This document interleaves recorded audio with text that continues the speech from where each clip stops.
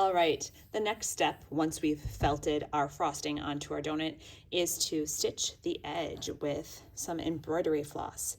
So you're gonna get to pick the color of thread, the embroidery floss that you'd like to use.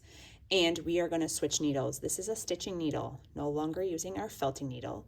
The stitching needle has that eye on the end. These are much smaller than anything we've used in the past.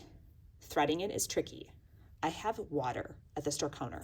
If you want to use a little water to really make that end skinny, you can. Please, please, please, please, please do not use your spit. I know that's disgusting to even talk about, but every year it happens. Once I have the needle threaded, I am going to double knot it onto my needle. So if you don't know how to double knot, ask a friend or ask the teacher. From here, I am going to close my donut up and I am stitching the edges together for my sculpture. I'm going to start at an end where I don't have to stitch, right? So that part where you fold it over, that's going to be my starting spot. I am going to stitch. So I put it down, and here's the tricky part. If it gets stuck, if you just spread your fabric apart, it should come through.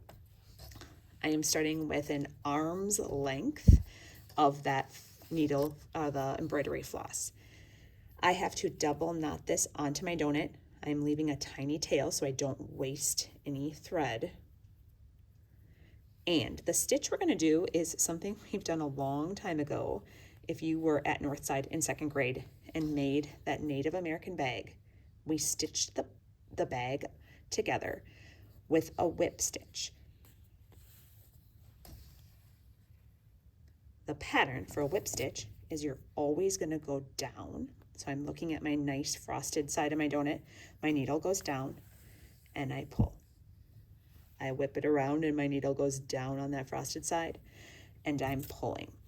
A couple things you want to keep in mind as you're stitching is you want these stitches to kind of be evenly spaced. You don't want a big gap.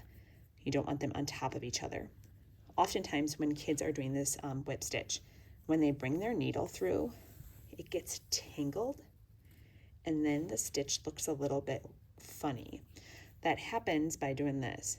If I go down, sometimes kids bring the needle through this loop and then it gets twisted. I am making sure my needle is going away from that giant loop. I am stitching all the way around the donut until I have a piece about this far apart. When I have an opening just like an inch or two, that's when I'm going to stop stitching. I'm gonna go to the store counter and get some of that pillow batting. That's gonna go into our donut to give it the 3-dimensional sculpture shape.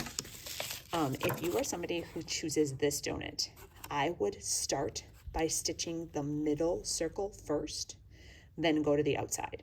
Once you have that gap on the outside, I think mine was like right here, that's where I stuffed it.